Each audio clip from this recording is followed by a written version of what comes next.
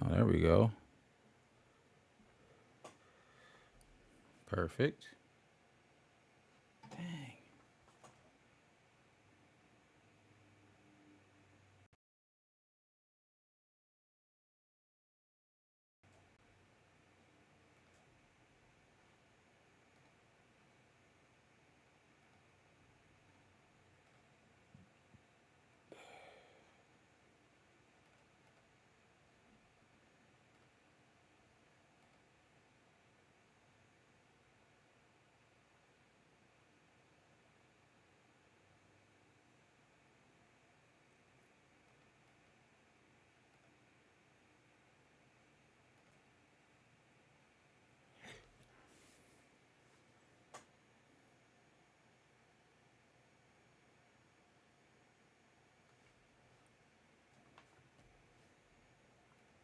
Is this working? Let's see. Should be. Or it could be really laggy. I don't have a thing even to test to see how laggy it is or isn't. I think I'm straight. We're going to find out on the playback if we're not. And then we'll adjust from there in the future. But what's good, TikTok? How y'all doing? If y'all want to pull up to the YouTube, y'all can join the YouTube as well. But I think we should be good. We'll see how laggy it is. It's been a minute. I'm seeing some choppiness on my end, which makes me believe it's choppiness on y'all end. Let me see. Ain't no real other solution I have if it's going to be choppy. I don't really have.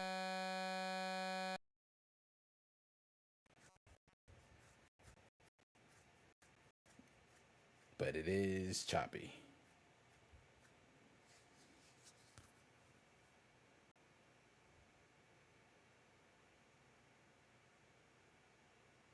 Like super choppy.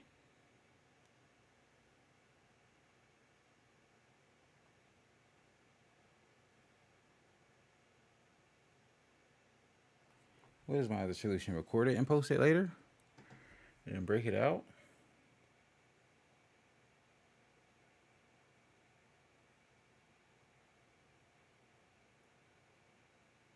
I don't know. We'll see how this goes. We're just gonna go ahead and jump into this. What's good, everybody? It's your boy Hawk. Welcome back to the first episode in forever of Hawks Hoops Live. It is now a show that will happen every Wednesday. We did it a lot last season, and it's the third season now that we're going into Hawks Hoops. First season we did it really consistent. Second season we did it fairly consistent and was in and out, not all the time. But this season we're hoping to really stick with it and get consistent with it. If you're new around here, this is a live show. It happens every Wednesday.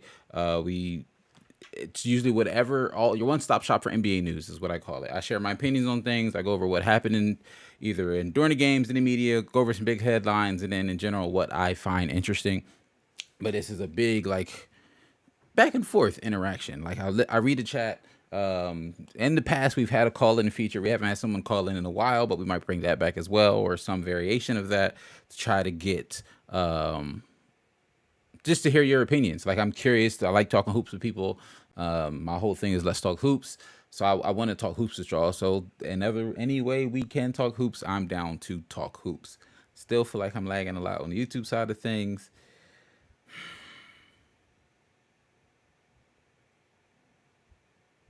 I can't tell how bad this is because my phone is using.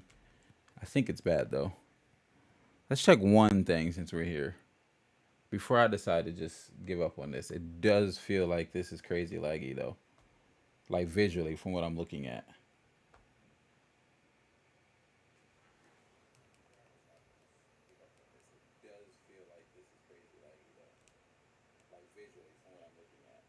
Uh, Alex said it's all right. If it's all right, we're gonna roll with it. If it's all right, we'll roll with it. It feels like on my end that I might be crazy laggy, but Alex is saying it's straight, so we might roll with it for a little bit. Let's go with you. All right, so we got a lot to talk about today. The opening was a little funky. My apologies, but we got a lot that we can talk about. I want to talk about Karl-Anthony Towns getting traded to the Knicks. Talk about both sides of that. Media day was just the past couple of days. We got a lot of, not a lot, but a couple of thoughts of media day, some clips that I thought were interesting. I want to go over and talk about with you guys. I want to talk about what the heck is going on with ESPN and their NBA coverage, because they've had a lot of turnover in the last like year and a half, and I don't really know the direction that they're going in. And it won't be last in the show, but the main thing in the show that we're doing a tier list for the Eastern Conference. We're doing a tier list for Eastern Conference, and not necessarily like contender, first, second, third seed, stuff like that. I have tiers in my head of how I'm looking at some of these teams going into the season. It's just an opportunity to talk about everybody. Hey, Uncle Larry, how you doing? Good to hear from you. Alex says, what other teams had a better offering for Cat than what the Knicks spent and should have gone for Cat? I'm not mad at. We'll start with that trade, Alex. We'll start with this trade. We'll start with the Karl-Anthony Towns trade. So if you're not familiar, which I'm sure most of everybody is by now, unless somehow you was living on a rock and didn't hear that Karl-Anthony Towns got traded. Karl-Anthony Towns was traded yesterday, a day and a half ago, to the New York Knicks for. All right, I'm about to pull it up. So Minnesota received Julius Randle, Dante DiVincenzo, KDB Diop, and a future first-round pick from Detroit, which is heavily protected, if I'm not mistaken. I want to say it's protected up to like top 13. Like it's if it's a lottery pick, the Minnesota Timberwolves are not getting it. Charlotte came in there as the third team to finally actually make this happen. They ended up receiving 3 second-round picks, 2 from the Knicks, 1 from Minnesota, Daquan Jeffries, Charlie Brown, Duane Washington Jr. to complete the deal, but we're not worried about Charlotte in this. Essentially, the bulk of the trade is Karl-Anthony Towns is a New York Knick, and then Julius Randle and Dante DiVincenzo are going to the Minnesota Timberwolves. Sleazy, what's good with you, my guy? How you been? Good to hear from you. So let me just go out and say I like the trade for the Knicks. I think everyone likes the trade for the Knicks. If you look at, and I thought this was not hilarious, but interesting. If you look at this tweet here, Bink, come on, computer. It's been a minute since we did a stream, computer. You know what I mean? I need you to lock in. I need my computer to lock in. So one of the things that we know that Karl-Anthony Towns is going to bring to the Knicks is spacing. He calls himself the best big man shooter of all time. I think he definitely has an argument for it. It's either Dirk or him. Like, that's the end of the conversation. And so him being a guy who can legitimately shoot 40% from above the break threes, or top of the key threes, I should say, it adds a lot of spacing for Jalen Brunson, considering. Let me pull this up. Dang, everything's moving so slow on my end. Golly.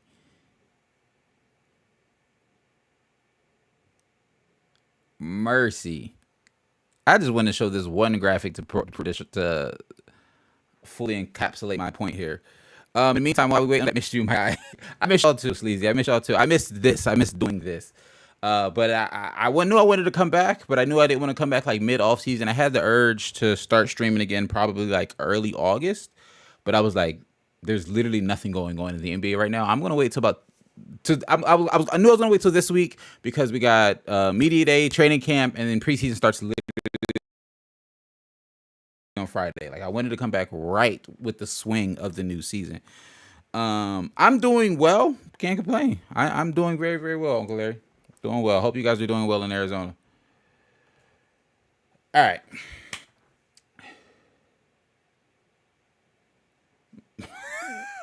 Alex says Cat is the best big man at shooting of all time. He's not the best shooting big man of all time. It's like the difference of assistant regional manager and assistant to the regional manager. Shout out to the Office reference. I've said this before. We said this last year when Cat, I want to say it was almost 2 years ago, when Cat said he's the best big man shooter of all time.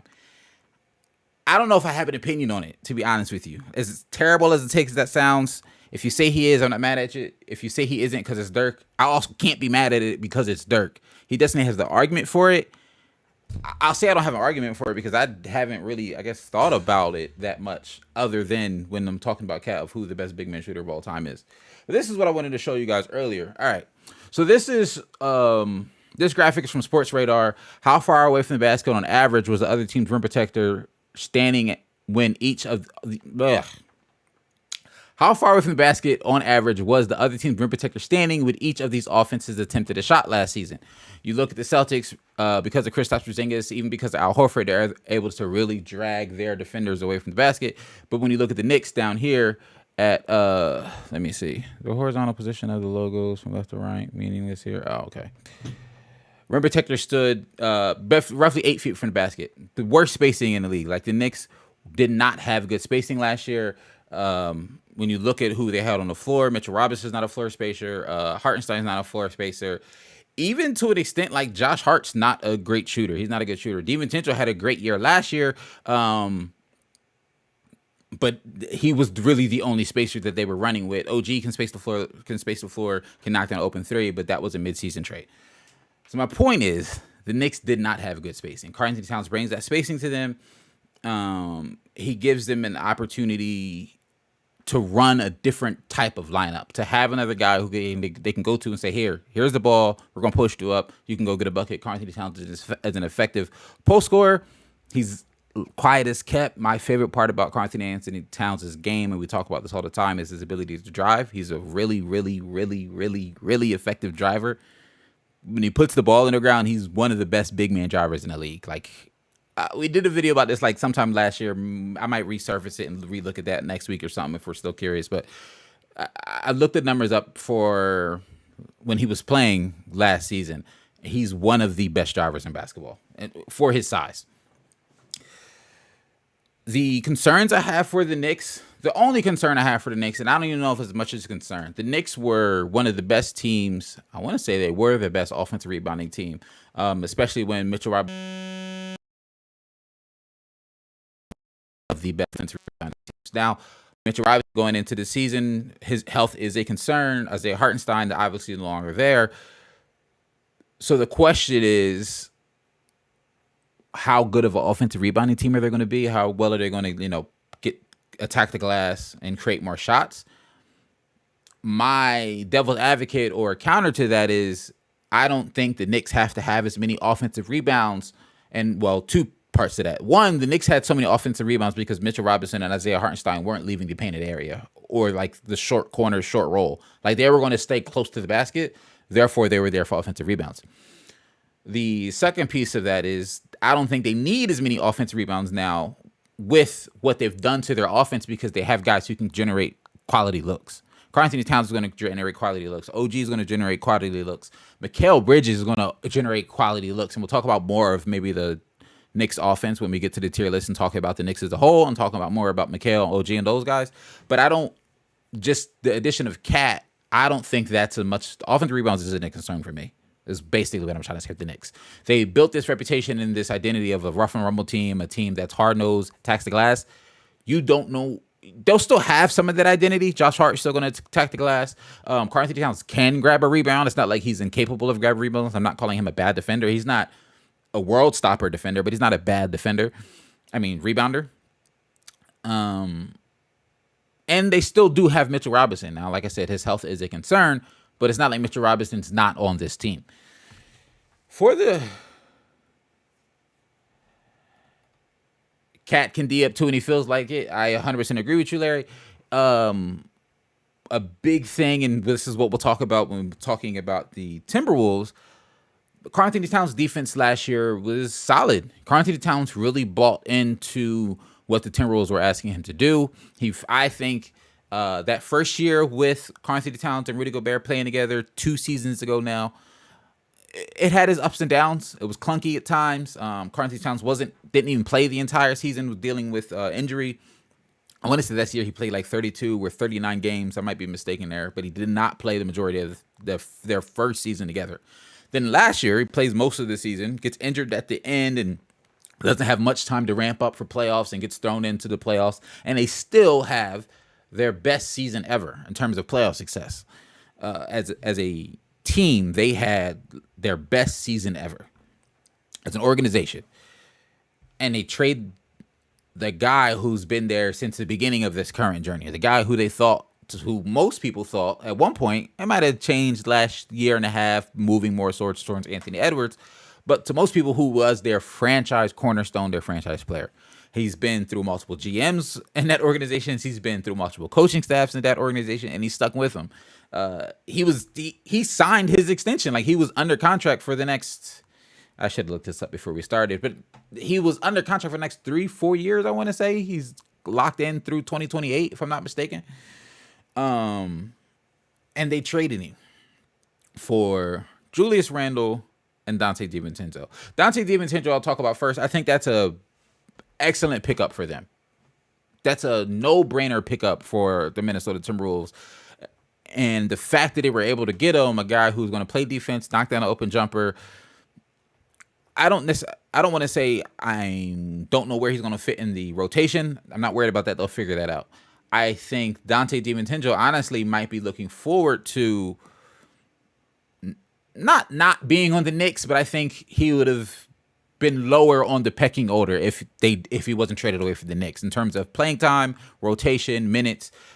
Just with the wings that they now have, I could see a diminished role for Donte DiVincenzo on the Knicks.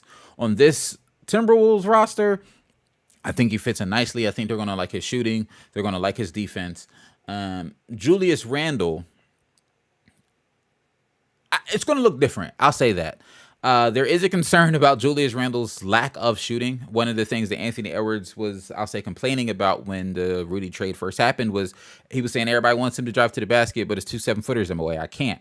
Karl-Anthony's talent spaced the floor a lot more. They were able to find what that floor spacing looks like, and it worked. With Julius Randle, that same level of floor spacing is not there. It's just simply not. I like Julius Randle's game a lot. He's a player who I think is a controversial player when it comes to what people's opinion on him is. If you go pull up his basketball reference page and you look at his regular season and playoff numbers, most people call him a playoff dropper. Some added context to that, to me, is one, the playoffs are obviously harder, and two, especially them first couple of years with the Knicks when they were still making the playoffs, that team outside of him really wasn't good, and it was easy for teams to just hone in on him and make his job really, really hard. And you can say, yeah, but that's what happens in the playoffs. The best players play better. Maybe Julius Randle just simply isn't the best players. You know what I mean? But that doesn't necessarily mean he's bad. Julius Randle is a really good NBA player. I'm just curious to see what his fit is going to be on this team because he's not the shooter that Cat is. He can be the driver that Cat is.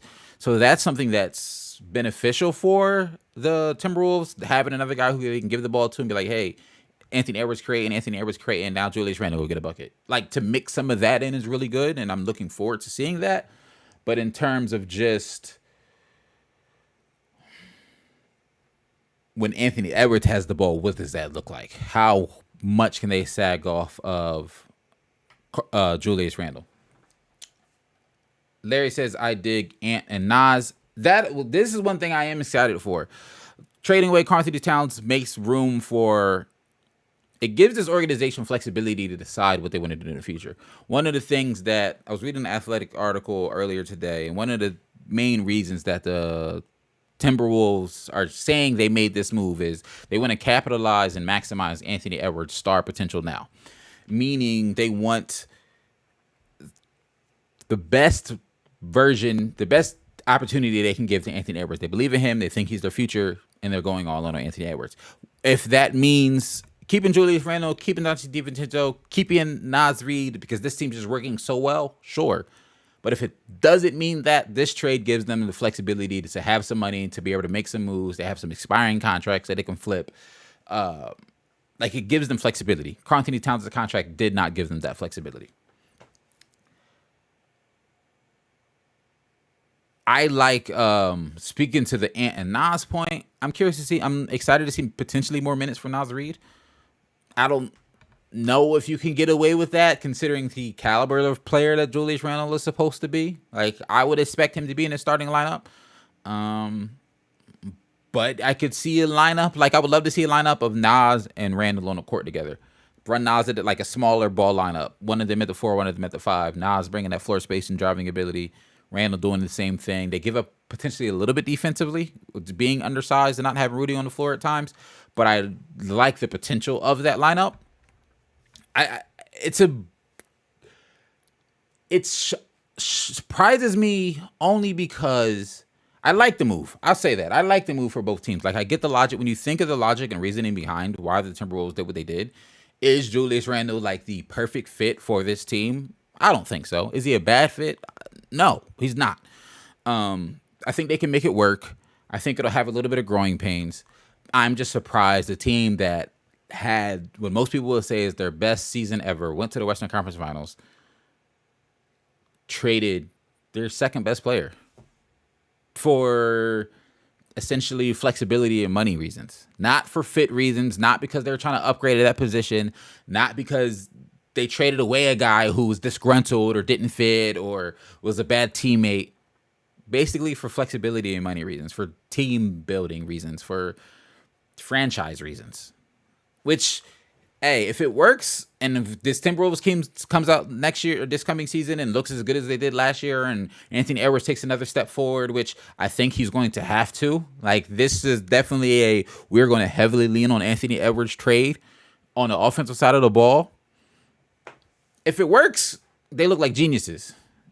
Now, if it don't, it's like, and by don't, I mean if they have a disappointing second round exit. Because I don't think this team is going to like look up, oh, Timberwolves is the 6th seed. Like, I don't think it's going to drop like that. 6, 7 seed playing team. No, that's not what I'm saying. I'm saying going from the playoff run that they went on, sweeping, I want to say they swept the Suns. Yeah, sweeping the Suns, having that, those great, that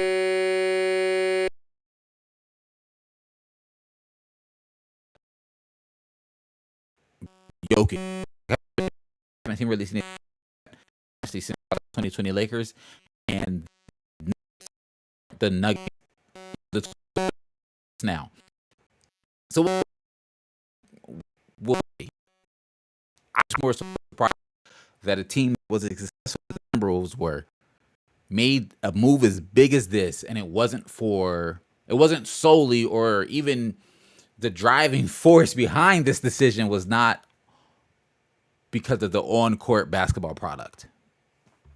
Hey, it's a business. They tell us all the time it's a business, and this is the type of trade that proves the NBA really is a business. Alex says Knicks are $3.5 million away from the second apron. They got 6 good players, and one of them is already hurt. Unless every starter plays 48 minutes, their bench unit is going to get cooked. That's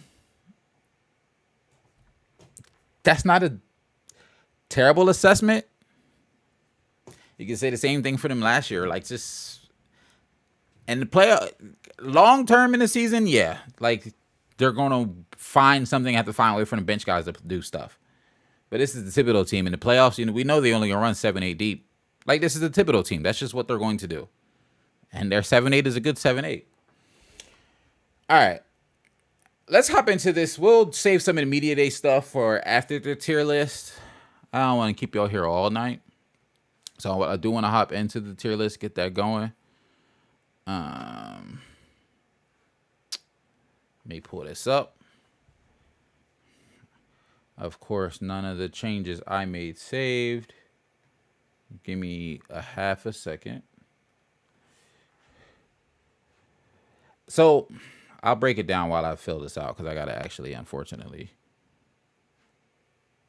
fix my tier list because it's all jacked up. And my stream's buffering.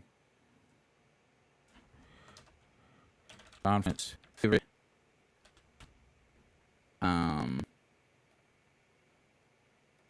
Oh, come on. Spinning Wheel of Death on my Mac. All right, conference favorite. Just not.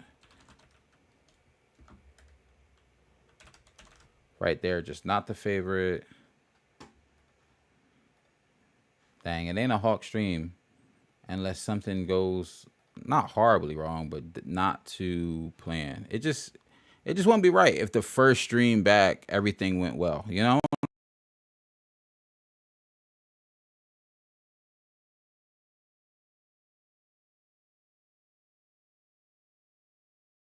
I'm saying? It just really wouldn't be back. Talent is there. So what I meant to said earlier was this tier list that we're doing this week, it's not, 1 through 2, 3 to 4, 5, 6, 7. Like, I'm not ranking where I think these teams are going to land in terms of the seeding. There are some teams that I think that are head and shoulders above other teams. There are some teams that I think like, oh, these 5 teams are kind of all around the same talent level to slightly varying degrees. And I think they're going to be decent. Like, those are the vibes that we're going off of. This is more of a vibe tier list than a full-blown add a row above. Than a full-blown definitive predicting standings tier list. Predicting standings, we've done that before, and there are some standings in here we'll get to. But it's not necessarily a straight up standing prediction tier list. All right. Share screen right. Rebuild.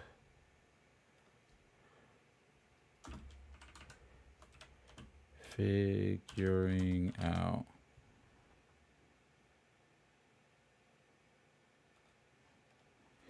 Okay. 8 years later, here we are.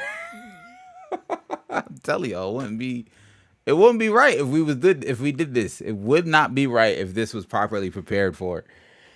So let's get it. We're ranking the Eastern Conference teams today. You'll see every team down there at the bottom. Ignore that. It's just this similar list that we used last year. It's just I didn't feel like making one with just Eastern Conference teams on the bottom of this. It wasn't necessary in my mind. So we're looking at conference favorite right there, just not the favorite. Like if they haven't, you can make an argument for them to be conference favorite. They're just not. Like they're right there. They're just not the favorite to me. Talent is there. Like, y'all could win. Y'all could make it out the East. Y'all talented enough to make it out the East. You just have to see it. Either you haven't done it yet, haven't proved it yet, or for various reasons, I just got to see it first. Really good team. You're not a conference favorite. Second round expectations. Really good team. Bottom of play-in. So we're talking like the 8, 9, 10, 9, 10, around, 7, 8, 9, 10, around there. Not necessarily 7, but 6, 8, 9, 10. And then figuring out their rebuild. They're in varying degrees of their rebuild. So I want to start out first with, at the top, we have... It is telling me stream health ain't great. I don't know. Let's say good. They keep going between warning and good on the bit rate, but it is all right.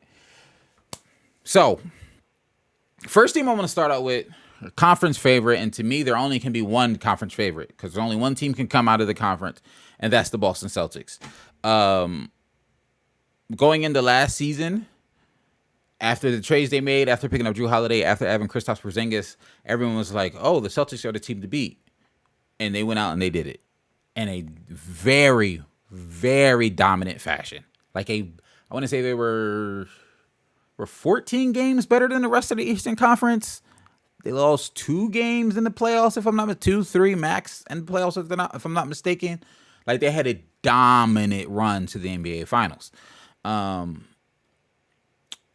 I wrote this down. I don't know if I feel this way personally. One of the big narratives surrounding the Boston Celtics right now is we're excited to see them because it feels like their stars have a chip on their shoulder. Like, it feels like, Jaylen Brown doesn't make the Olympic team. Jason Tatum doesn't get Finals MVP, and then is on the Olympic team, but still basically doesn't play. So there's this theory, this thought, this idea that they could essentially have this chip on the shoulder and come out with something to prove. I don't know if that's the case. I don't feel like these two dudes got anything to prove. Jason Tatum's the top 10 guy in the league.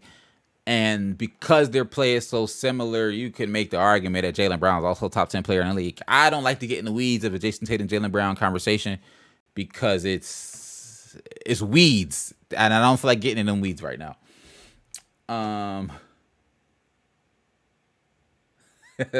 Sleazy say, "Oh yeah, we repeating, just FYI."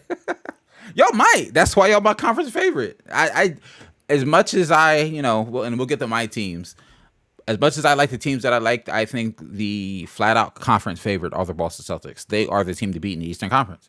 And that's even with Kristaps Porzingis having some health concerns to start the season. Even with his health concerns to start the season, the Celtics are still the team to beat.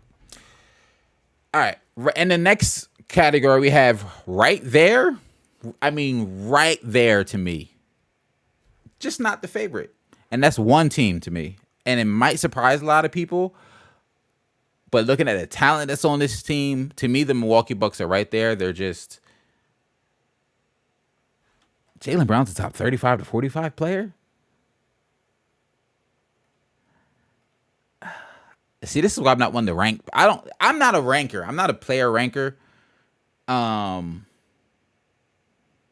35 to 45 feels really low. Like, in my head, I was also thinking, like, that's got to be a troll, right? Like, that's got to be...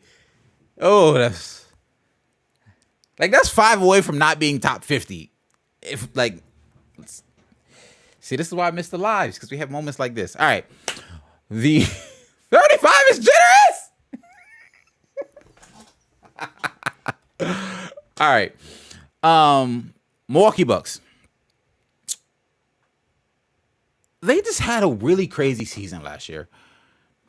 Dame gets traded to the team right before, like the same day last year that Karl-Anthony Towns was traded is when Dame was traded. So right before the regular season. So we know him and his new Milwaukee Bucks teammates didn't do no workouts in the summer. They just go into training camp to figure it out. They have Adrian Griffin. Why am I struggling to remember their coach's name? I want to say Adrian Griffin, but I'm also saying that can't be right. Adrian.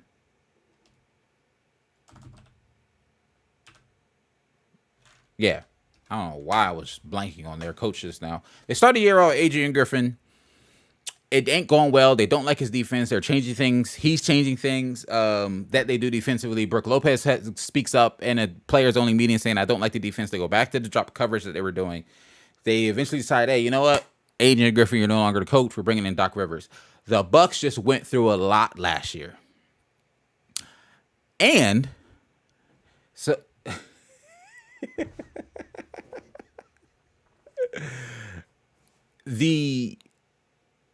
going into this season, Doc Rivers having basically a full year underneath his belt, going in knowing as a cohesive unit, Dame in his media day said, like, this team and my teammates are actually going to get the real version of me.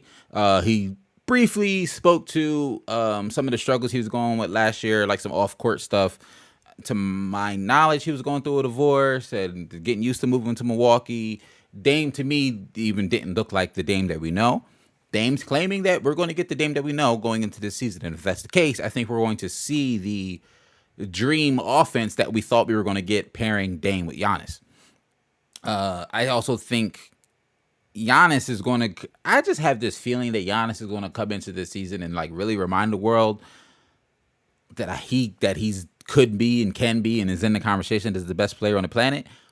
I think he's not really been in those conversations the last 2 seasons for, the Bucks not playing, living up to expectations, him dealing with injury in the playoffs. Like, I just think people forgot. I think. I could be wrong. I could be overthinking it. But I have a lot of faith in this Milwaukee Bucks season. And on top of just what the team did, like moves they made, the addition of Gary Trent Jr., Taurean Prince, and Dylan Wright are huge, especially Gary Trent Jr. and Taurean Prince. Two good shooters, spacing the floor, playing some defense. I really, really, really like the addition of Gary Trent Jr. He has that familiarity with Damian Lillard already. He had some really good years in Toronto. He's a guy who can kind of create his own shot, but also just be a catch and shoot guy, can do what you need. He's an excellent role player, and I think he's going to get a lot of minutes on this team. I think he's going to get a lot of minutes on this team. Let's see what y'all in here talking about. Bro called the Finals MVP. See, I almost forgot. He was Finals. Not forgot he was a Finals MVP, but it's like, yeah, I can't. I don't see it. I don't see him not being in the top 35. If the Bucks still had Drew, I would agree. I'm not mad at that. Hey, the Bucks got... No, the Bucks are good. I mess with the 39th in EPM. Lord have mercy.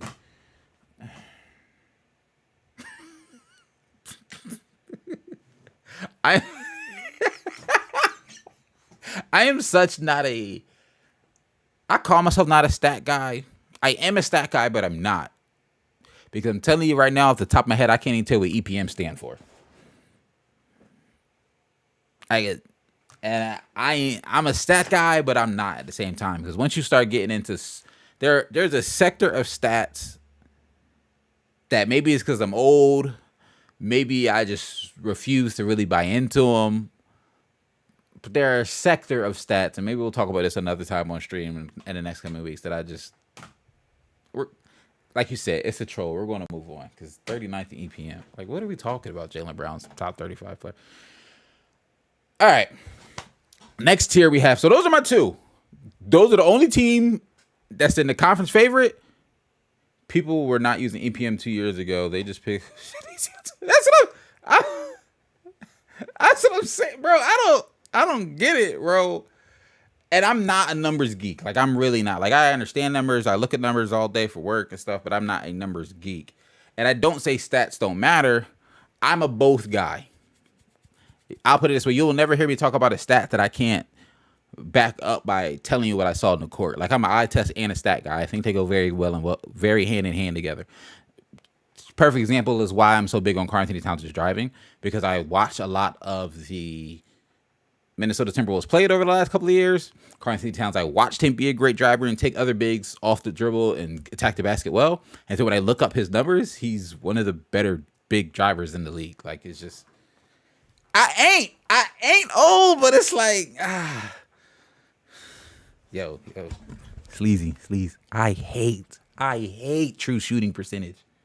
I hate true shooting. I literally spent last weekend. I spent an hour. I'm all off the place.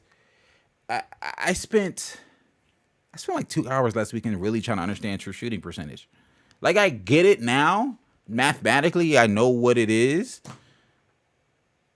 But I'd rather you just tell me, what's he shooting? Field goal, 3-point, free throw. How many threes a game he taking? How many shots? Like, I'd rather give me the whole breakdown. Don't just give me true shooting percentage. This is why I love the lives, because we get off track. But this is also why the lives sometimes be a little wonky, because we get off track. All right. Talent is there, just have to see it. Like I was saying, only those who conference favorite, Celtics, right there, just not the favorite, the Milwaukee Bucks. Talent is there. I just got to see it. The talent is truly there. Like, truly there. Could make it out the Eastern Conference. Could really contend for a title. I just have to see it. First team on this list, the New York Knicks. The talent is there. The talent is there. Not only the addition of Karl-Anthony Towns, we talked about that extensively at the top of the show, adding Mikal Bridges, someone who I wanted the Sixers to trade for the past like year and a half, is such a huge pickup for them. Having Mikal Bridges and OG Anunoby on the same team, it's, and then honestly, because they low-key run so much small ball, you can have Josh Hart at the 4. Like, the wings are guarded. The wings are guarded. They have the ability to switch between all three of those guys. Jalen Brunson, you'll be able to hide. He does not have to guard point guards if they do not want him to. He simply just does not have to guard point guards. They have to find out who he does guard, obviously. But you're really able to hide Jalen Brunson and make it so teams can't easily attack him. And Mikal Bridges is a guy who, if y'all remember, right before Kevin Durant got traded to the Phoenix Suns, Mikal Bridges was on pace to have a career year. Like, he was having a career year. The shots he's putting up, the clip in which he was knocking down open jumpers, he was starting to put the ball on the ground more. He went to the Nets, and I think people were expecting to see a continuation of that. We didn't exactly get that version we got like for that last little bit, his last stint in Phoenix, but that's because the offense was able to hone in him a lot more because he was a more focal point of the defense's attention. On this team, Mikal Bridges and Karl-Anthony Towns is the focus of the defense's attention. Jalen Brunson and Karl-Anthony Towns is the focus. Mikal is third, fourth option, depending if OG having a hot night. Like, he can really fit in, get back to his defensive bag, knock down a couple of open catch and shoot threes. I will say his jump shot looked a little crazy in the clips I've seen from media day at training camp. It's got this wonky hitch to it. It still was dropping. It just looked crazy. But his shots always looked a little funky. OG, health is a little bit of a concern for him. He did with some health complications last year. But if he could stay healthy, if this Knicks team can stay healthy, they're dangerous. If this Knicks team can stay healthy, they're very, very dangerous. And I wanted to look up one thing because we were talking about the Knicks' depth. And let me just pull up the projected depth chart for the Knicks. I think there is some concern at their center position. After Karl-Anthony Towns, you got Mitchell Robinson, who is a great player. Don't get me wrong. Absolute great player. I love what he brings to the defensive side of the ball. It's just he's already starting off the season with health concerns, and we know health is continuously a point of contention or a point of concern for Mitchell Robinson. RJ, what's good with you, my boy? You could probably get 25. Players better than Jalen? I think 25 is still too high, but I can see an argument for 25. I can see an argument. It's still too high for me. I think he's closer to, I'd go closer to like 18-ish. 20-ish, 15, somewhere around there. Because Sleazy might hate me, but I sometimes struggle having Jason Tatum in my top 10. But that's more of a me thing than a him thing. Like I said, this is why we didn't make a list this year. Lists are, they're not hard. Top 10 players. Anyway. So I wanted to look at this New York Knicks depth, not necessarily pull it up, but the biggest question for me when it comes to he still got no left hand because this is not that good in the playoff. RJ, I don't. Okay, this man pulling up win shares and BPM and VORP. Yeah. New York's depth is what we were talking about.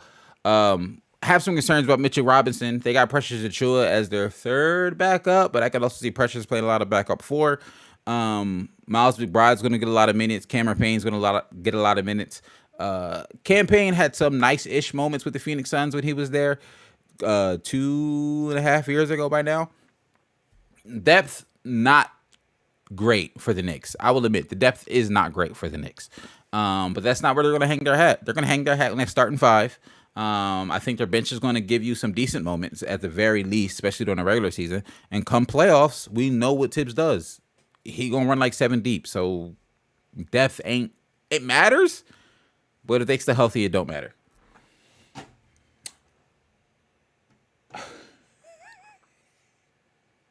Man said Jaylen Brown was 67th in win share, 48th win share per 40. Win share of 48. What does that even mean? Win share for 48 minutes? When does win share have a /48? 80th in box plus minus, 73rd in VORP. Value over replacement player? Well, who's this replacement player? Are they considering? I'm not getting down this rabbit hole with you. I refuse. You got me all off track. I refuse to go down this rabbit hole with you. All right. Next team in this. Now, BPM is box plus minus. They're box score. Box score plus minus. You know, somebody's like he was a plus 10 or a plus 12, plus 13 this game. He's a minus 20. Like, box plus minus. another stat that it's a box plus minus is to me is a good stat to use to glance at how effective a player was in that moment, like in that game, like to get a feel for it, but it doesn't tell you the whole story. Box plus minus helps you get a feel, but it doesn't tell you the whole story. Right, next step, and the talent is there, just have to see it. My Philadelphia 76ers. I think we had a really good offseason. The addition of Paul George, I ain't gonna hold you. The rumors were swirling for probably like a month before it honestly, longer than a month. The rumors were swirling since the All-Star break when, was it All-Star? Or was it playoffs and we were eliminated? I can't remember the exact timeline of when it happened. But when Paul George and Joel Embiid were on that panel on TNT together, and Joel was looking at Paul, they were asking Joel, like, oh, you guys got a lot of money this year, looking at, maybe go star hunting, this, that, and the third. And Joel's like, yeah, just really hope we can get somebody that, can fit and is impactful to the team, and was head nodding at Paul George. From back then, I didn't really think Paul George was going to end up a 76er. Part of it is because I'm a big Paul George fan, and I was like, there's just no way one of my favorite players is going to end up on my favorite team. And it worked out. And I think he fits perfectly. I think Paul George fits perfectly. And what I mean by that is Paul George literally can do exactly what Tobias Harris was doing last year in terms of the role, and it's going to be better. It's going to be better. You didn't got to ask him to do that much. Just ask him to literally do what Tobias Harris was asked to do last year, and we're going to be a better team because of it, because he's a better shooter. He can create his own shot better. He's a better defender when he's locked in. He's a better player, but you can ask him to do the exact same things that you're asking Tobias Harris to do, and he's a lot better. Maxey, I'm expecting to be better. The biggest question for the Sixers is, can Joel Embiid stay healthy? I think that Sixers truly have the talent to make it out of the Eastern Conference. When I look at our team, when I look at our lineup, I think they have the ability to make it out the conference. But not if Joel can't play. No. If Joel can't play, we won't make it. The Sixers will not make it out of the Eastern Conference. All right, moving down to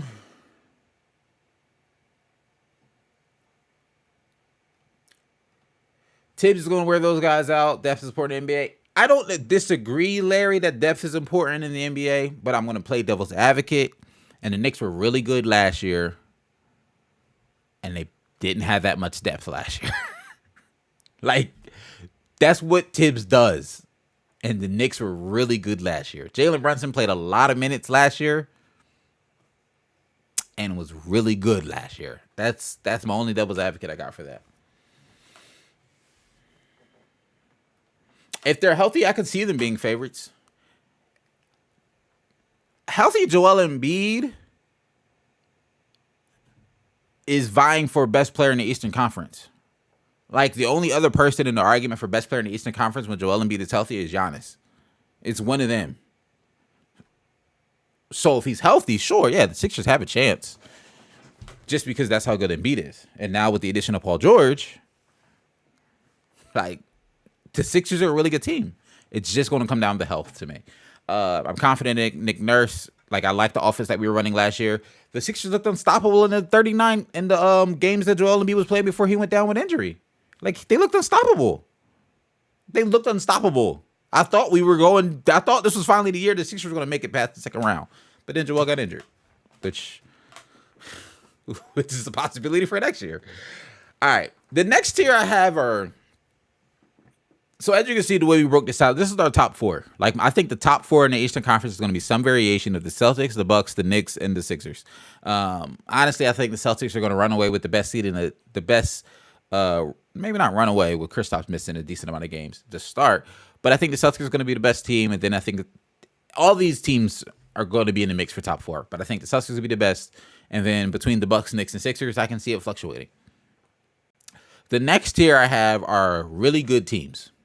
This team is really good. I don't think they have the ability to make it to the finals. I don't think they have the ability necessarily to make it to the Eastern Conference Finals, but they're a really good team. If they're a second round team, I won't be surprised. If they mess around and upset the Knicks, the Sixers, the Bucks, I wouldn't necessarily be surprised. I would be surprised, but I could see it happening. They have the tools. They could do it. These are really good. Well, most of these teams in this list, they're really good teams. Maybe not all are upset worthy, but they're just really good teams. And to me, potentially in the same tier. First on this list, and this section isn't necessarily in any particular order, I have Cleveland Cavaliers. Really good team. Donovan Mitchell is still a very good shooting guard. Donovan Mitchell is still a top 2 shooting guard in this NBA. It's either him or Devin Booker. I know most people that go Devin Booker. Maybe before the Olympics, I probably would have still went Donovan Mitchell. Donovan Mitchell to me is a dog. A dog. What Donovan Mitchell is able to do on the basketball court, I don't know why. To me, it's overlooked, and I couldn't tell you why. I don't know if it's because he played in Cleveland. I don't know if it was because before that he's playing in Utah. I don't know if it was because Devin Booker got like some swag to him and the eyeballs get on Devin Booker a little bit more. I get it. They went to have that finals appearance.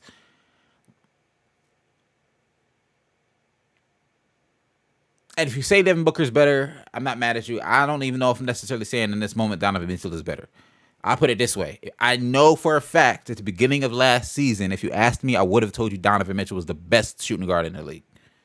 Now, Devin Booker did have a really good year. But, and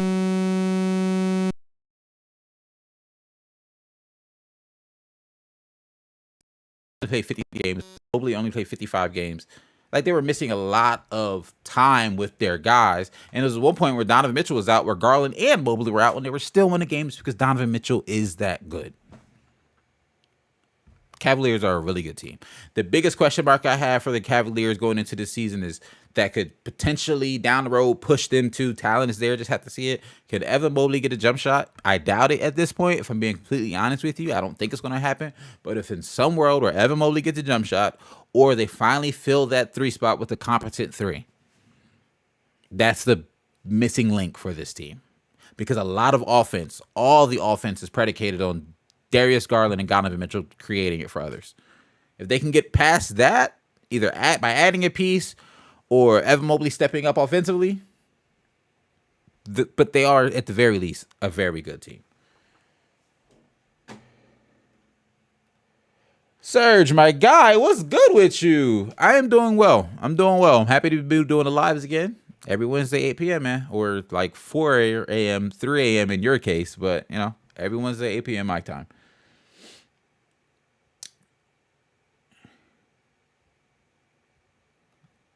The Ant and JB Glaze as well. You know what's funny? I haven't necessarily heard people throw Jaylen Brown in top shooting guard conversations, but Anthony Edwards has been propelled into those conversations. And I'm not saying he's bad. I'm not even saying he's not a top 5 shooting guard. Anthony Edwards probably is number 3, but I think to me it's 1 and 2, and then there's a little bit of a gap. Like it ain't like 1, 2, 3, and he right here with them. To me, Anthony Edwards is.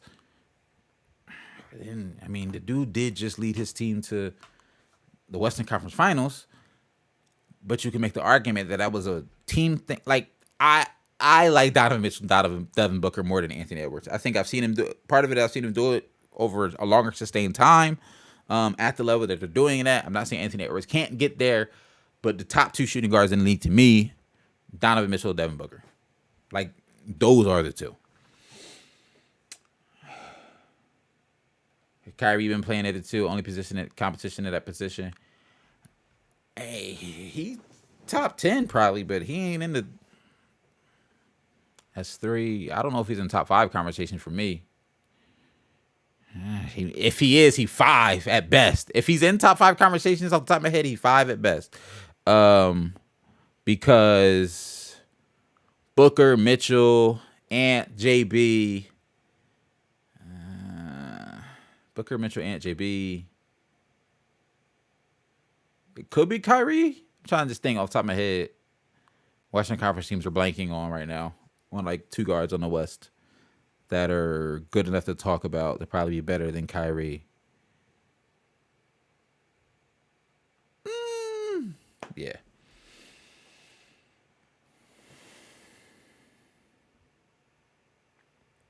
Yeah. Oh, Booker was better than Ant last year. I'm not mad at that. All right, next team I have on this list, Cavaliers, really good team. Next up, I got the Miami Heat. I struggled for a long time to decide where to put the Heat. I think the Heat, to me, are still getting some love from their recent finals runs, their recent deep playoff runs, their ability to quote unquote turn it on. I don't think we saw that last year, but last year was once again a year that they were dealing with a lot of injuries. Like they just were. Tyler Hero played 42 games last year. For this Heat team to work, Tyler Hero's a big piece of it. Like, yeah, their offense looked clunky last year because Tyler Hero played half the season. And it's crazy, but on the same breath, it's crazy to say their offense going to look that much better when Tyler Hero steps back on the court. I hope so. But if not, I think the Heat are still a really good team. Bam Adebayo is the best versatile defender in the NBA. In terms of from drop coverage to switches to hedges to defending other bigs to rim protection to just Swiss Army knife stuff, versatility, best and most versatile defender in the league. To me. I saw when I was one of the things I was looking at and preparing for this, I was not surprised, but intrigued by the idea of Nikola Jovic starting at the 4 spot for them and bringing JJJ, Jaime Jaquez Jr. off the bench to add some scoring punch off the bench. He proved to have a really good rookie campaign for them. He's a good player for them. He fits in perfectly to me. Like I love the way he plays for the Miami Heat. I think hopefully hope to see continued growth from him and be a good punch off the bench for them. The biggest thing for the Heat is where's the offense going to come from. But that's been the biggest thing for the Heat for the past, 4 seasons. And they usually find some offense. That's why the Heat, at the end of the day, are still a really good team. If the Sixers had a playoff matchup against the Heat, I'd be like, well, let's see what's going to happen. The Heat are still a really good team. I think they have a lot of questions.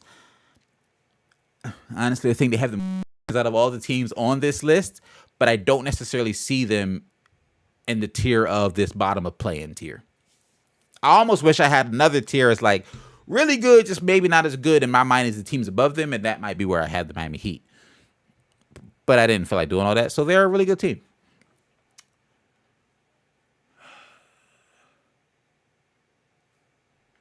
Shea, let me see. I would push back and argue Shea might have been listed as a 2-guard before last season. And even looking at last season, I'm curious to see what different outlets had him listed as looking back on the 23-24 season. But from how much of the Thunder I watched, Shea a point guard now.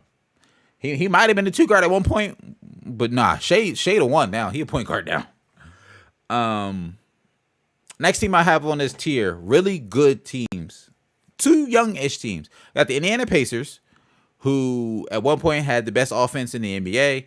I'm hoping to see Tyrese Halliburton continue to have a fully healthy season. And even with the injuries that he had and barely making the awards threshold, he was still on NBA 3rd team, if I'm not mistaken. Having a full season with Siakam under his belt, I like the pairing of them two. I really do. I didn't know how much I was going to like it because I don't think of Siakam as initially, Siakam doesn't necessarily strike me as a player who would fit into a well-oiled machine offense. But when that well-oiled machine offense is a team that gets up and down the floor and shoots a lot of threes, Siakam does fit because of his ability to drive, his ability to cut, and his ability to also get up and down the floor. And he's been solid for them defensively, adding some versatility. I'm looking forward as a weird niche thing for me, but I really like Aaron Nesmith on the Indiana Pacers.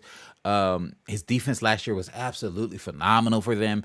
And honestly, I think he injected some defensive energy into that team, especially in the second half of the season.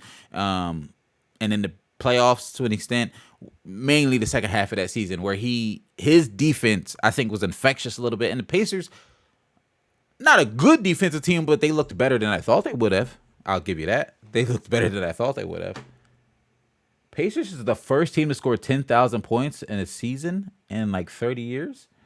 I missed that stat. If that's true, that's crazy. I believe it. But I did not know that. That's a cool stat if true.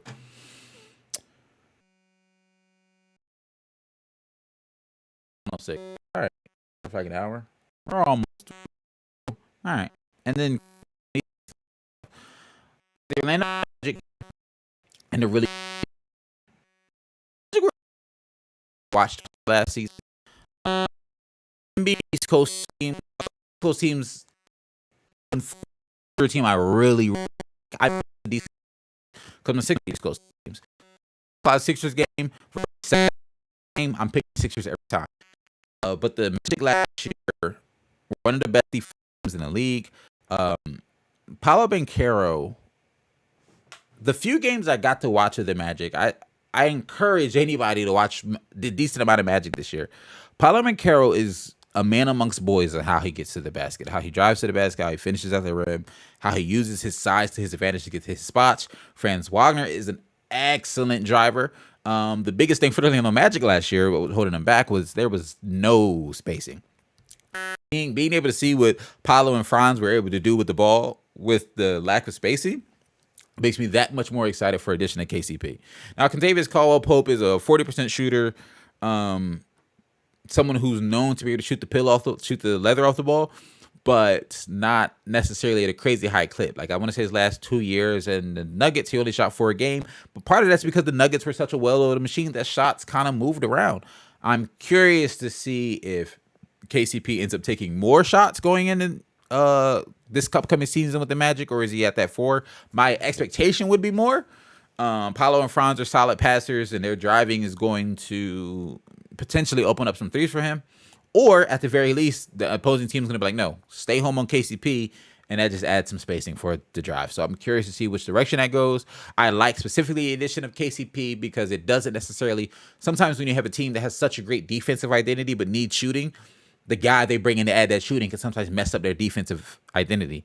KCP was the Nuggets' best defender. Like, he was their on-ball stopper, and he can continue to be that for the Magic. So if anything, they got better defensively because now they have a guy who can be an on-ball stopper and also shoot 40% from 3.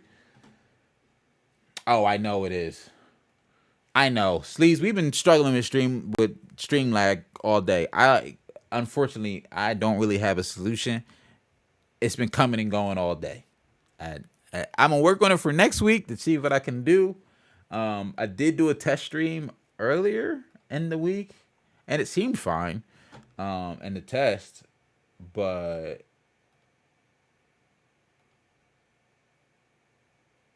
yeah. Because I can literally see myself chopping on the side. But it's telling me good connection, but it is a little choppy. So I don't. We'll get better. We'll get better. We're back. That's all that matters. First step was we're back.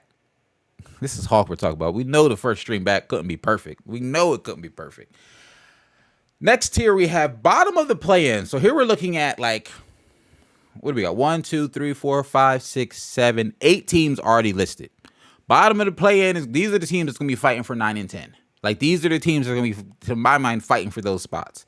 So, because even the Pacers, Magic, Cavs, Miami, 2 of them teams is gonna be playing teams, according to my list right now, and they're still really good teams.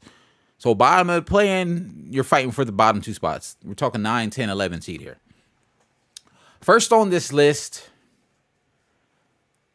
I'm putting the Chicago Bulls. Now, if I was running the Bulls, I think they need to be into figuring out the rebuild stage. But still got Zach LaVine. Zach LaVine actually has some very mature words coming out of his media day interview. When he started his media day, he came out basically with a statement saying, I'm here to be professional. There's been a lot of rumors, but I'm here to tell you, if there's any news to know, you'll hear it either directly from me or directly from the Bulls organization. If you don't hear anything from me or the Bulls organization, know I'm here. Know I'm here to work. Know I'm here to. He talked about he lost sight of enjoying the game of basketball, like enjoying playing. He wants to get back to enjoyment. And I think he's going to come in here and try to be a professional, which is great. Alonzo Ball has announced, and there's news that Alonzo Ball should be playing opening night, which is wow. Because for them 16 games before he got injured 3 seasons ago, when the LaVine, Ball, and DeRozan Bulls first got together, and then 16 games, They looked fantastic. And then he had all types of injuries. He claimed and stated that he basically has a whole new knee. Like the knee he has in his knee right now is not the knee that he was born with. So I hope he can play. I hope he can play. So I think they got to figure out the future of Zach LaVine. Lonzo going to be able to play. Josh Giddey should help with the pacing, being able to get up and down the court, and Kobe White continuing to showcase his skills. I think the Bulls could be a bottom play-in team, like fighting for the bottom of the play-in. In the grand scheme of things, they're probably going to be the team that ends up the 11 seed, but I think they're going to be in the mix there.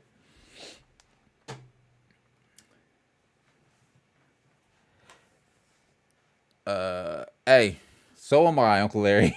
I appreciate you. So am I. Glad to be back.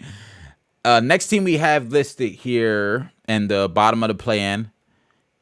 Y'all know I'm a Trae Young fan. I don't know. I mean, I do know what it is about his game. I am a Trae Young fan. And I think the DeJounte Murray trade, when it happened, I think we did an emergency live when it happened, or we talked about it in that following Wednesday. I was not a fan of it then. I didn't like it when it happened. We sat through it for 2 seasons. Was it 2 seasons? Yeah, we sat through it for 2 seasons. If I'm not mistaken.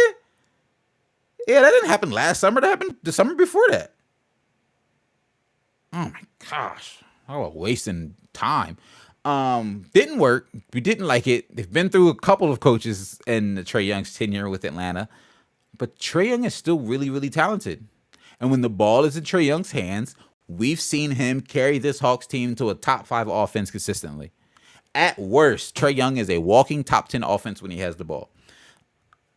I'm hoping to see more improvements from Jalen Johnson. I hope to see more usage of Onyeka Okongwu.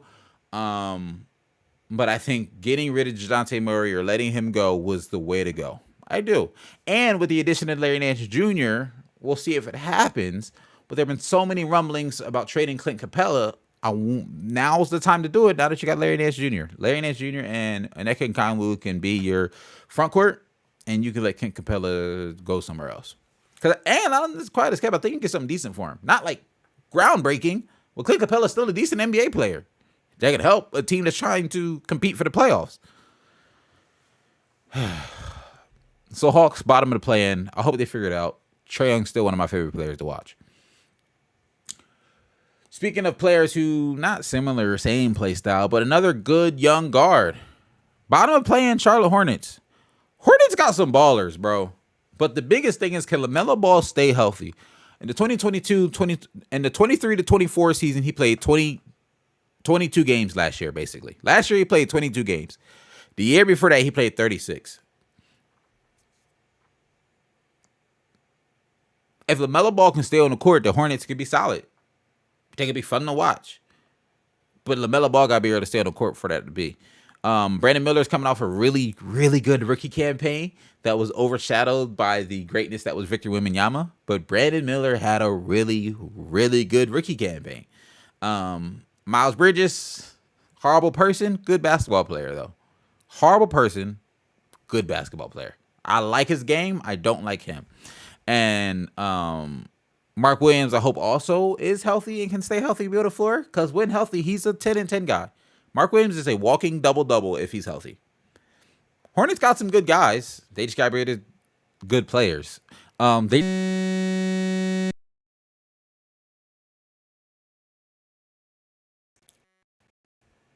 Next here, figuring out the rebuild. The first team I have on here, I wanted to put the Toronto Raptors in bottom of the play-in, but when I really think about it, I'm like, what is this team? Feels like we seeing what we got. We seeing what we got. RJ and Scotty, I think they're still trying to figure out what their future looks like. RJ maybe not so much. He's not as young as a Scotty, but I don't think either of them, based on what they've shown us so far in their careers, and Scotty's a lot younger, still has time to develop and stuff and maybe show us a little bit more, but neither of them have shown us like, hey, we're players you can build around and have a playoff team. So far in their careers, they've looked like, hey, we are the pieces you put around the guy who can lead us to the playoffs. So I think they're still figuring out what they got. I'll tune into some Raptors, but I'm not gonna lie. They might. It's teams that I have worse records that I'm more excited to see. Does that make sense? Like, for example, to be honest with you, I'm more excited to watch the Detroit Pistons than I am the Toronto Raptors, and I don't know if that's a me thing, but that's just where I'm at. I'm excited to see Tobias Harris play, former Sixer. I'm one of the few Sixers fans who do not hate Tobias Harris. I just think his contract was a little crazy. But we've talked about this before. I know why we gave him the money we gave him. And I'll leave it at that. But Tobias Harris is still a good NBA player. I think he's going to bring some really good veteran leadership to this team. A guy who's been around the league and on a lot of different teams and had varying levels of degrees of success on a lot of different teams. And a guy who is talking about being a good vet for these young guys. A guy who isn't a perennial all-star, like isn't an all-star caliber player, but then got paid because he's a good player who knows how to play his role. Like, I think he'll be able to teach this team some good things. I like the addition of Malik Beasley. Similar. A guy who's been around the league, been on a couple of different teams, been a part of successful winning teams. Good shooter off the bench to bring some spacing for that for this Detroit Pistons team. But the young guys, Cade Cunningham, Jalen Duren, Jaden Ivey, Asor Thompson, continue to develop, continue to get better. I'm excited to see you play. I'm excited to see Cade Cunningham back on the floor. I have written there.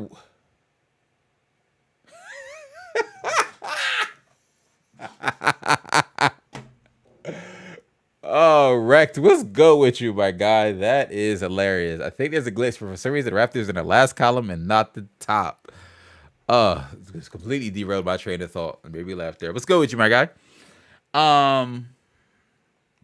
Last thought on the Pistons.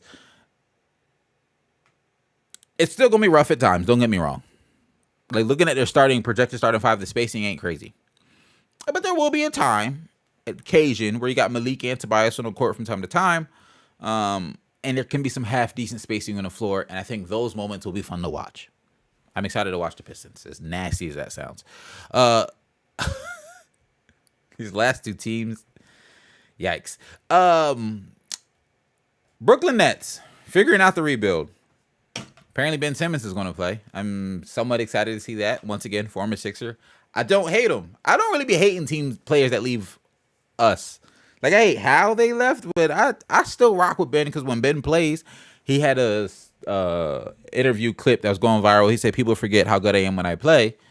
And I'm like, well, yeah, Ben, because we ain't seen you play since 2020. What do you mean people forget? We ain't seen you play. So, yeah, we forgot. But he is good. Ben is an amazing defender. He's amazing in transition. He's an amazing driver. He's a phenomenal passer. Ben was making all NBA and all defensive teams with no jumper. Like, Ben is great. He's making all-star teams with no jumper. He is great as a point guard. He just got to be on the floor. And then for the rest of the Nets team, like, I'm looking forward to seeing Cam Thomas go crazy for, like, some random 45, 50 balls. I like Nick Claxton's defense. But for the most part, I'm checked out on the Nets. I ain't gonna lie to you. I'm checked out. And then last, and potentially least, the Washington Wizards. That's not true. I can name me two things I'm excited about. The three things I'm excited about. The couple things I'm excited about the Wizards. But that's because I'm a degenerate. Jonas Valanciunas being on this team, I think is a good fit. Like, meaning, a good NBA player, a good starting caliber center for this team. Even though they had that last year with Gafford, who went on with Dallas to be absolutely phenomenal for them. But Jonas Valanciunas is going to start out the season shooting 40% from three like he's done in the last couple of years. We're all going to be shocked, and he's going to drop back down to normal. Malcolm Brogdon, I think, is the biggest addition for them because he's going to bring some stability. Malcolm Brogdon is not a... Like, I think the joke when Jordan Poole and Kuzma, when Poole first got to the Wizards and Kuzma's already there, but when Poole got to the Wizards, that was going to be like some Harlem Globetrotter stuff going on, like a little bit of chaotic, like just young dudes figuring it out, hooping, was how I was viewing the Wizards going into last year. And I think Malcolm Brogdon's going to clean up that a little bit. Like, I think they're still gonna have some young player moments, but Malcolm Brogdon is a good point guard. He is a table setter. He's a floor general archetype of a point guard, like no nonsense, almost, if you will. And I'm excited to see that. And then Kuzma and Poole. I don't know if Kuzma has been on the rumor mill trading block for like the last season and a half. I don't know if it's going to happen.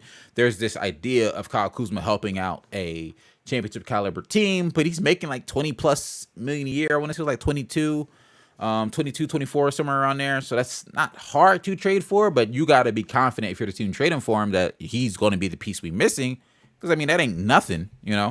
That's not max money, but it ain't the minimums that be getting thrown around left and right. That's a real contract. And in Poole, I'm hoping he can just bounce back. I'm hoping he got the jitters out from that first year in Washington. The Warriors are like not behind him, basically behind him, and he's able to just move forward and be him and just showcase his ability on the basketball court. So this is my tier list. You got conference favorite, Boston Celtics right there, just not the favorite. Milwaukee Bucks. Talent is there. I just got to see it. The New York Knicks and the Philadelphia 76ers. Really good team. Just really good team. Cleveland Cavaliers, Miami Heat, Indiana Pacers, Orlando Magic. Bottom of play-in, Chicago Bulls, Atlanta Hawks, Charlotte Hornets. And then figuring out the rebuild, Toronto Raptors, Detroit Pistons, Brooklyn Nets, and Washington Wizards. Lakers number 1 to 2 since they signed Christian Coloco. We're doing West Coast next week. But yeah, we're going West Coast. We're doing Western Conference next week. I just thought it'd be a little easier to go ahead and knock out Eastern Conference this week, Western Conference next week. I ain't want to, give myself too much to plan for in the first stream back. This was good, guys. This was good. Couple of final things before we get up out of here. I had to show some love to Derrick Rose. Derrick Rose announced his retirement late last week. Yeah, late last week or earlier this week. The days are blending together. And a lot of people were giving him his flowers and showing him a lot of love. Tons of players posted a whole lot of different stuff. Timelines were going crazy, showing their favorite moments. The coolest thing I thought, and this is like some NBA nerd stuff, when you stream, RJ, stream happens every Wednesday through the NBA season this year. It'll be every Wednesday, 8 p.m. Eastern. I feel like I lagged as I said that, which is hilarious. Stream is every Wednesday, 8 p.m. Eastern. I think one of the coolest things I was reading about when it comes to Derrick Rose's retirement is that he knew that he was going to get his flowers, and as a part of his retirement rollout, I'll say, he wanted to be able to give the flowers back to people who helped him. So different coaches, players, trainers, staff members, anyone who he felt that was impactful to his journey, received 16 roses when he announced his retirement, which I thought was really cool. And then he also took out a full-page ad in the major newspapers for all the cities he's played in. So the New York Times, Chicago, I think it was Chicago Tribune, whatever Minnesota's is called. Like, he took out like a page that did thank you to the fans. And Derrick Rose is almost like a story of like perseverance. Like to be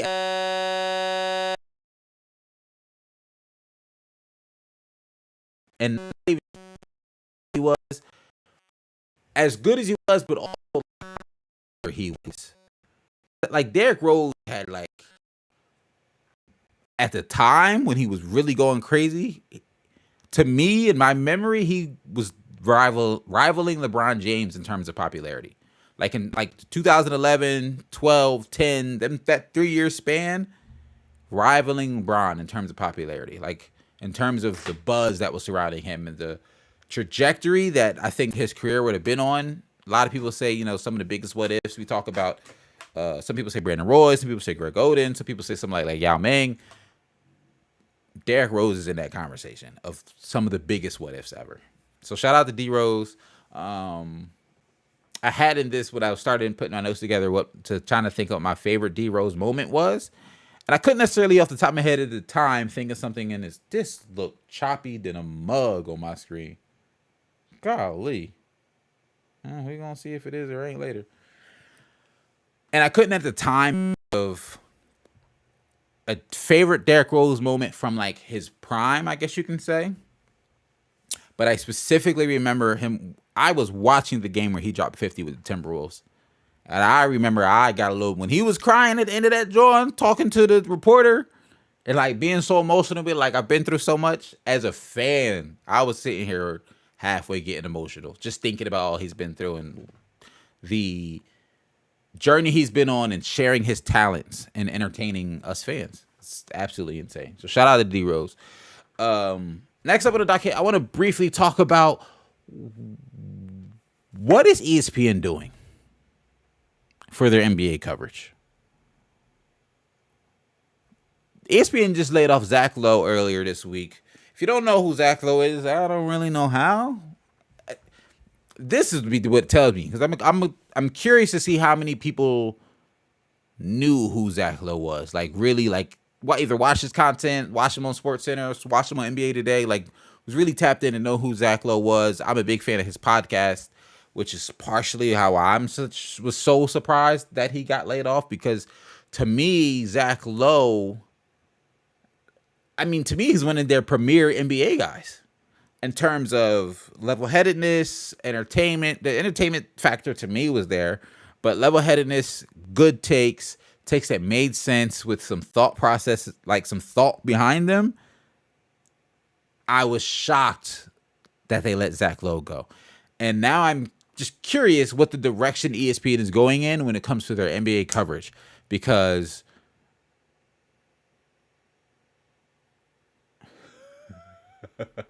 one frame per bucket of water pulled from a well. I'm assuming this means I'm lagging. I don't know what.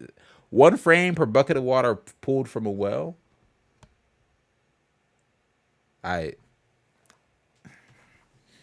Is my unk showing? Because you lost me there, Rex. I ain't even gonna lie to you. You lost me there. I think I have a slight solution for the lag for next week. Hopefully I can figure that out. I gotta do some test streams between this Wednesday and next Wednesday, but we're here for now. I'm very curious to see what the playback's gonna look like when I try to pull clips from this. What was I saying? Yeah, I'm essentially very curious to see what ESPN is gonna do when it comes to their NBA broadcasting and their NBA coverage. With laying off Zach Lowe, Woj retiring, losing both Doc Rivers and JJ Redick due to taking up coaching jobs, I think is huge.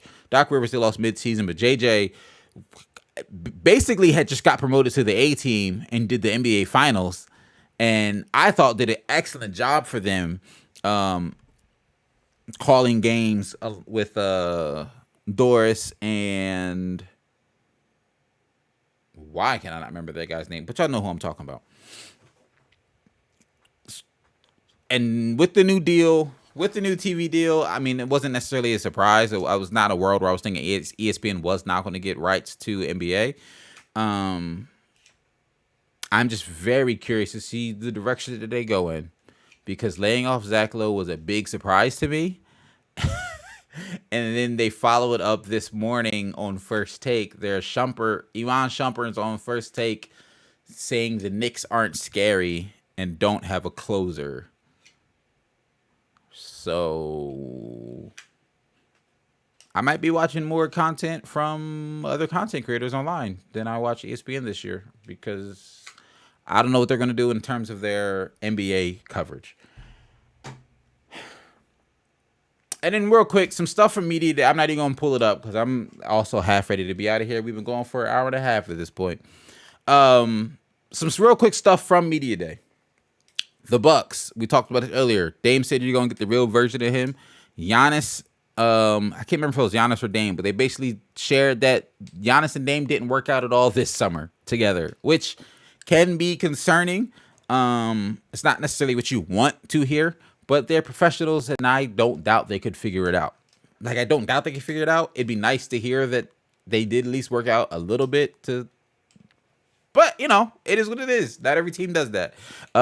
Biggest thing for me for the Bucks, Middleton not being ready to go at the start of the season. He had procedures on both of his ankles they had announced, and so that's a little concerning. They didn't necessarily announce what the timeline is on his return.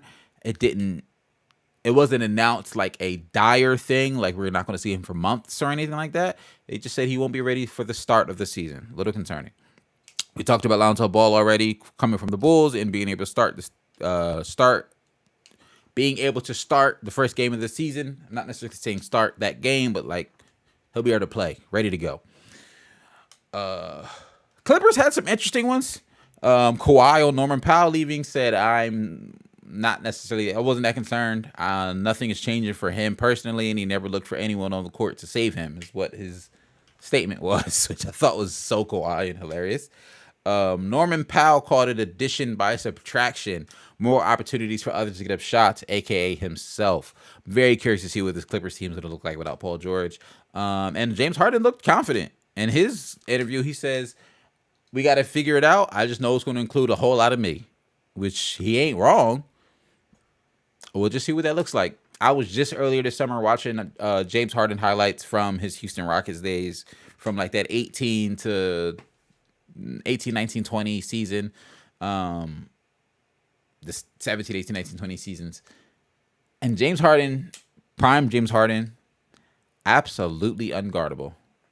This James Harden, some similar things are there, but because he doesn't have the launch and that quick first step that he had, way more guardable.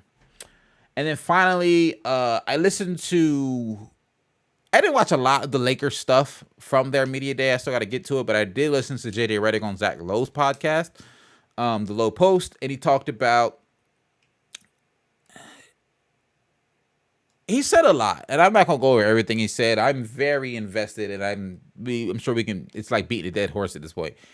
I'm very invested in JJ Redick as the head coach of the Lakers because JJ Redick was my absolute favorite NBA content to consume. So no longer getting that, I ain't gonna hold you. I'm a little bummed out. But I also think he can be a really good coach in the NBA.